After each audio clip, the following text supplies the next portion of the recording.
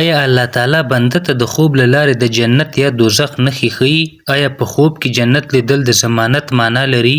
او آیا دوزخ لیدل د هلاکت فیصله ده که د ژغورنې زنګ؟ آیا رسول الله صلی الله علیه وسلم خوبونه د امت لپاره نصیحت بللي؟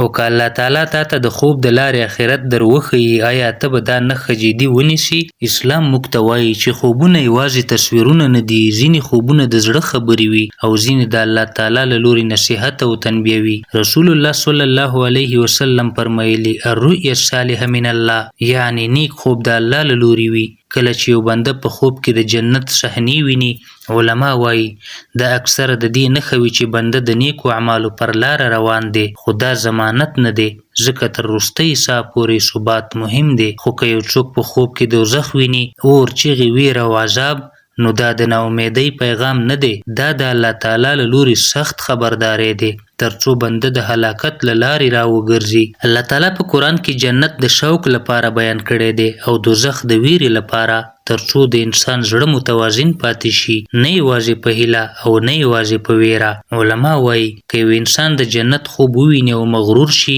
دا خطرناک دی، او که دوزخ وویني او توبه وکړي، نو دا ستر نعمت دی.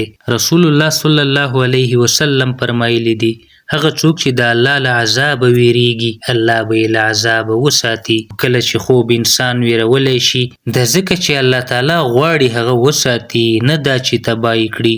ځینې خلک وایي ما دوزخ ولید نو زه بد انسان یم، خو حقیقت دا دی که ته بد وایې الله به ته نه خبرولې. دا خوب انسان ته دا وایي د ګناه اور رښتینی دی، د جنت نعمتونه هم رښتیني دي او وخت ډیر کم دی. پوښتنه دا نه ده چې تا څه ولیدل، پوښتنه دا ده چې د هغې وروسته دې څه وکړل. که د جنت خوب د عبادت زیات کړ او د دوزخ خوب له ګناه راوګرځولې، نو پوه شه دا خوب د الله له لورې رحمت و، ځکه الله تعالی بنده له خوبه بیداروي ترڅو هغه د قیامت په ورځ ونه ژاړي. او که دا خبرې ستا زړه ته ورسېدې، نو دا هم بې سببه نه دي. درنو دوستانو، که دا معلومات درته ګټور و، نو د نورو ویډیوګانو لپاره ویډیو لایک او چینل سبسکرایب کړئ.